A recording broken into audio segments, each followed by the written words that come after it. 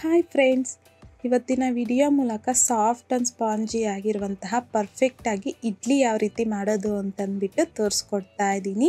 ಈ ವಿಧಾನದಲ್ಲಿ ನೀವು ಸಹ ತಪ್ಪದೆ ಇಡ್ಲಿನ ಟ್ರೈ ಮಾಡಿ ನೋಡಿ. ತುಂಬಾ ಪರ್ಫೆಕ್ಟಾಗಿ ಸ್ಪಾಂಜಿಯಾಗಿ ಇಡ್ಲಿನ ಮಾಡ್ಕೋಬೋದು. ಈ ಇಡ್ಲಿ ಜೊತೆಗೆ ಬೆಸ್ಟ್ ಕಾಂಬಿನೇಷನ್ ಆಗಿರುವಂತಹ ಇಡ್ಲಿ ಸಾಂಬಾರನ್ನ ಸಹ ಆಲ್ರೆಡಿ ನಾನು ಶೂಟ್ ಮಾಡಿದ್ದೀನಿ. ಈ ಇಡ್ಲಿ ಸಾಂಬಾರನ್ನ ಇದೇ ವಿಡಿಯೋದ್ರಲ್ಲಿ ಹಾಕಿದ್ರೆ ವಿಡಿಯೋ ಅನ್ನೋದು ಲೆಂತಿ ಆಗಿಬಿಡುತ್ತೆ. ಸೊ ಹಾಗಾಗಿ ಮುಂದಿನ ವಿಡಿಯೋದ್ರಲ್ಲಿ ಇಡ್ಲಿ ಸಾಂಬಾರನ್ನ ಯಾವ ರೀತಿ ಮಾಡೋದು ಅಂತಂದ್ಬಿಟ್ಟು ತೋರಿಸ್ಕೊಡ್ತೀನಿ. ಇವತ್ತಿನ ವಿಡಿಯೋ ಮೂಲಕ ಸಾಫ್ಟ್ ಆ್ಯಂಡ್ ಸ್ಪಾಂಜಿ ಆಗಿರುವಂತಹ ಈ ಇಡ್ಲಿ ಯಾವ ರೀತಿ ಮಾಡೋದು ಅಂತಂದ್ಬಿಟ್ಟು ನೋಡೋಣ.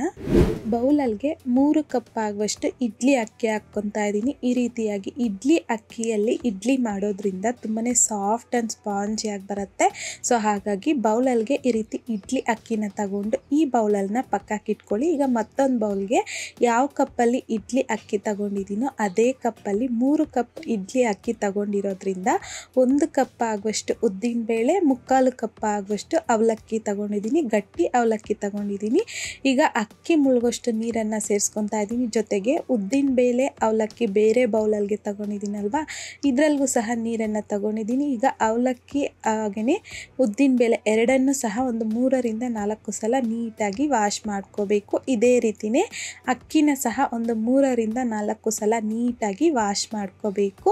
ವಾಶ್ ಮಾಡ್ಕೊಂಡಿದ್ದಾದಮೇಲೆ ಅಕ್ಕಿ ಮುಳುಗೋಷ್ಟು ನೀರನ್ನು ಸೇರಿಸ್ಕೊಂಡು ಲಿಡ್ನ ಕ್ಲೋಸ್ ಮಾಡಿಬಿಟ್ಟು ಒಂದು 5ರಿಂದ 6 ಗಂಟೆ ಅಕ್ಕಿನ ನೆನೆಸ್ಕೋಬೇಕು. ಈಗ ಪಕ್ಕಕ್ಕೆ ಇಟ್ಕೊಂಡು ಇದೇ ರೀತಿಯೇ ಉದ್ದಿನಬೇಳೆ ಅವಲಕ್ಕಿನ ಸಹ ವಾಶ್ ಮಾಡಿಬಿಟ್ಟು ತಗೊಂಡಿದ್ರಲ್ವ, ಇದನ್ನು ಅಷ್ಟೇ ನೀರು ಮುಳುಗೋಷ್ಟು ಹಾಕಿ ಲಿಡ್ನ ಕ್ಲೋಸ್ ಮಾಡಿಕೊಂಡು ಸೇಮ್ ಅಕ್ಕಿ ನೆನೆಸ್ಕೊಂಡಿರೋ ಅಷ್ಟೊತ್ತೆ ಇದನ್ನು ನೆನೆಸ್ಕೋಬೇಕು. ಒಂದು 5ರಿಂದ 6 ಗಂಟೆ ಉದ್ದಿನಬೇಳೆ, ಅವಲಕ್ಕಿ ಹಾಗೆಯೇ ಅಕ್ಕಿನ ಎರಡನ್ನೂ ನೆನೆಸ್ಕೊಂಡು ತಗೊಂಡಿದ್ದೀನಿ. ನೋಡಿ, ಅವಲಕ್ಕಿ ಉದ್ದಿನಬೇಳೆನೂ ಅಷ್ಟೇ ಪರ್ಫೆಕ್ಟಾಗಿ ನೆಂದಿದೆ. ಜೊತೆಗೆ ಅಕ್ಕಿನೂ ಸಹ ಈ ರೀತಿ ಪರ್ಫೆಕ್ಟಾಗಿ ನೆನೆಸ್ಕೊಂಡಿದ್ದಾಗಿದೆ. ಈ ರೀತಿ ನೆಂದಾದಮೇಲೆ ಮೊದಲಿಗೆ ಉದ್ದಿನಬೇಳೆ ಅವಲಕ್ಕಿನ ಗ್ರೈಂಡ್ ಮಾಡ್ಕೋಬೇಕು. ಹಾಗಾಗಿ ದೊಡ್ಡ ಮಿಕ್ಸಿ ಜಾರಲ್ಗೆ ಒಂದು ಅರ್ಧ ಭಾಗದಷ್ಟು ಅವಲಕ್ಕಿ ಉದ್ದಿನಬೇಳೆನ ಹಾಕಿ ಸ್ವಲ್ಪ ನೀರನ್ನು ಹಾಕಿ ಮಧ್ಯದಲ್ಲಿ ನೀರಿನ ಅವಶ್ಯಕತೆ ಇದ್ದರೆ ಸೇರಿಸ್ಕೊಂಡು ಸ್ಮೂತಾಗಿ ಗ್ರೈಂಡ್ ಮಾಡ್ಕೋಬೇಕು. ಜೊತೆಗೆ ಗ್ರೈಂಡ್ ಮಾಡ್ಕೊಳ್ಳೋವಾಗ ಸ್ವಲ್ಪ ಗಟ್ಟಿಯಾಗಿಯೇ ಇದನ್ನು ಗ್ರೈಂಡ್ ಮಾಡಿಕೊಂಡು ಯಾವುದಾದ್ರೂ ಈ ರೀತಿ ಒಂದು ಪಾತ್ರೆಗೆ ತಗೋಬೇಕು.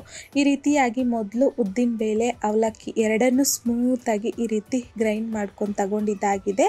ನೋಡಿ, ಈ ರೀತಿಯಾಗಿ ಗ್ರೈಂಡ್ ಮಾಡ್ಕೊಂಡಿದ್ದಾದಮೇಲೆ ಪಕ್ಕಕ್ಕೆ ಇಟ್ಕೊಂಡು ಅದೇ ಮಿಕ್ಸಿ ಜಾರಲ್ಗೆ ಅಕ್ಕಿನ ನೆನೆಸ್ಕೊಂಡು ತಗೊಂಡಿದ್ರಲ್ವ, ಸೊ ಅಕ್ಕಿನ ಹಾಕ್ಕೊತಾ ಇದ್ದೀನಿ. ಈಗ ಸ್ವಲ್ಪ ನೀರನ್ನು ಸಹ ಹಾಕಿ ಇದನ್ನು ಅಷ್ಟೇ ಗ್ರೈಂಡ್ ಮಾಡ್ಕೋಬೇಕು. ಜೊತೆಗೆ ನಾವು ಉದ್ದಿನಬೇಳೆ ಅವಲಕ್ಕಿ ಗ್ರೈಂಡ್ ಮಾಡ್ಕೊಂಡಿದ್ದೀರಲ್ವ ಸ್ಮೂತಾಗಿ, ಆ ರೀತಿ ನಾವಿಲ್ಲಿ ಅಕ್ಕಿನ ಗ್ರೈಂಡ್ ಮಾಡ್ಕೋಬಾರ್ದು. ಈ ರೀತಿ ಕೈಗೆ ಹಿಟ್ಟನ್ನು ತಗೊಂಡು ಟಚ್ ಮಾಡಿದಾಗ ಸ್ವಲ್ಪ ರವೆ ಟೈಪ್ ಆಗಿ ಗ್ರೈಂಡ್ ಮಾಡ್ಕೋಬೇಕು.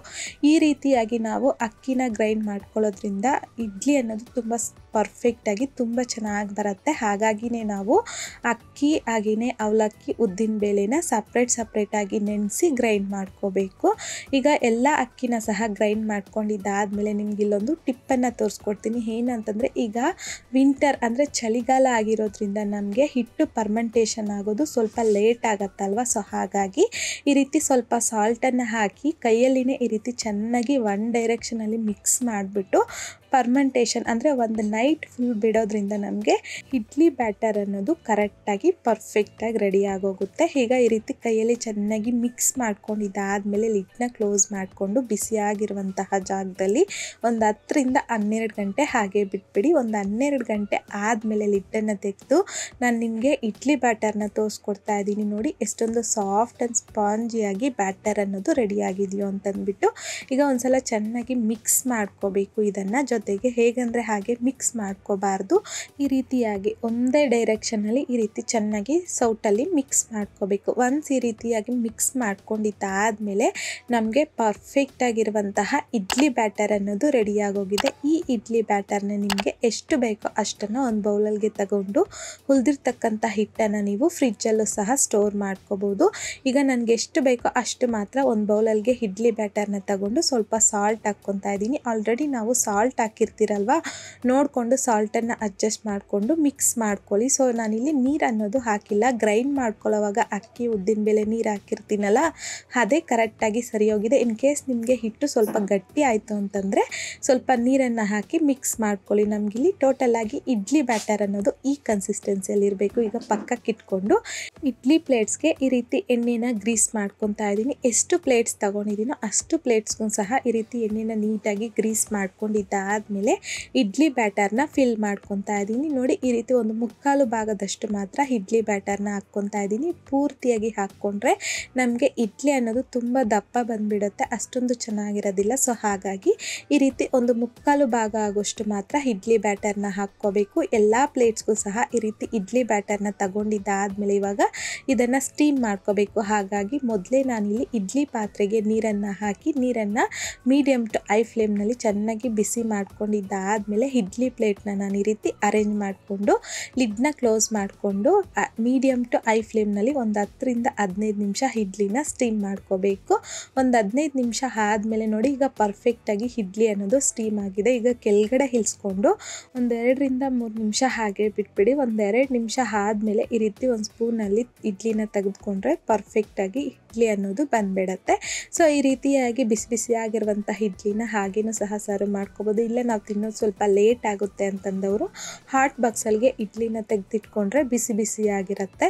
ನೋಡಿ ಎಷ್ಟೊಂದು ಸಾಫ್ಟಾಗಿ ನನಗಿಲ್ಲಿ ಇಡ್ಲಿ ಅನ್ನೋದು ಬಂದಿದೆ ಅಂತಂದ್ಬಿಟ್ಟು ತುಂಬಾ ಪರ್ಫೆಕ್ಟಾಗಿ ಬರುತ್ತೆ. ಸೊ ಹಾಗಾಗಿ ತಪ್ತೀರಾ ಈ ವಿಧಾನದಲ್ಲಿ ನೀವು ಸಹ ಇಡ್ಲಿನ ಮಾಡಿ ನೋಡಿ, ತುಂಬಾ ಚೆನ್ನಾಗಿ ಬರುತ್ತೆ. ಸೊ ಈ ಇಡ್ಲಿ ಜೊತೆಗೆ ಬೆಸ್ಟ್ ಕಾಂಬಿನೇಷನ್ ಆಗಿರುವಂತಹ ಇಡ್ಲಿ ಸಾಂಬಾರನ್ನ ಸಹ ಯಾವ ರೀತಿ ಮಾಡೋದು ಅಂತಂದ್ಬಿಟ್ಟು ಆಲ್ರೆಡಿ ನಾನು ಶೂಟ್ ಮಾಡಿದ್ದೀನಿ ಅಂತ ಹೇಳಿದ್ನಲ್ಲ, ಅದ್ರ ವಿಡಿಯೋನ ಮುಂದಿನ ವಿಡಿಯೋದಲ್ಲಿ ಖಂಡಿತ ನಾನು ನಿಮಗೆ ಇಡ್ಲಿ ಸಾಂಬಾರನ್ನ ಹೇಗೆ ಮಾಡೋದು ಅಂತಂದ್ಬಿಟ್ಟು ತೋರಿಸ್ಕೊಡ್ತೀನಿ. ಇವತ್ತಿನ ವಿಡಿಯೋ ಮೂಲಕ ಈ ರೀತಿ ಸಾಫ್ಟ್ ಆ್ಯಂಡ್ ಸ್ಪಾಂಜಿ ಆಗಿರುವಂತಹ ಇಡ್ಲಿ ಯಾವ ರೀತಿ ಮಾಡೋದು ಅಂತಂದ್ಬಿಟ್ಟು ನೋಡಿದ್ರಲ್ಲ, ಈ ವಿಧಾನದಲ್ಲಿ ನೀವು ಸಹ ತಪ್ಪದೆ ಇಡ್ಲಿನ ಒಂದ್ಸಲ ಟ್ರೈ ಮಾಡಿ ನೋಡಿ. ಟ್ರೈ ಮಾಡಿದ್ದಾದಮೇಲೆ ನಿಮಗೂ ಸಹ ಹೇಗೆ ಬಂತಂದ್ಬಿಟ್ಟು ಮರೀದೆ ಕಾಮೆಂಟ್ ಬಾಕ್ಸಲ್ಲಿ ಕಮೆಂಟ್ ಮಾಡಿ, ಲೈಕ್ ಮಾಡಿ, ಹಾಗೆಯೇ ನಿಮ್ಮ ಫ್ರೆಂಡ್ಸ್ ಆ್ಯಂಡ್ ಫ್ಯಾಮಿಲಿ ಜೊತೆಗೆ ಶೇರ್ ಮಾಡಿ. ಮತ್ತಷ್ಟು ಈಸಿ ಆ್ಯಂಡ್ ಸಿಂಪಲ್ ಕ್ವಿಕ್ ರೆಸಿಪೀಸ್ಗೋಸ್ಕರ ದಯವಿಟ್ಟು ನೀವಿನ್ನೂ ನಮ್ಮ ಮೇಘಶ್ರೀಸ್ ಕಿಚನ್ ಚಾನಲ್ನ ಸಬ್ಸ್ಕ್ರೈಬ್ ಮಾಡಿಲ್ಲ ಅಂತಂದರೆ ಸಬ್ಸ್ಕ್ರೈಬ್ ಮಾಡಿ.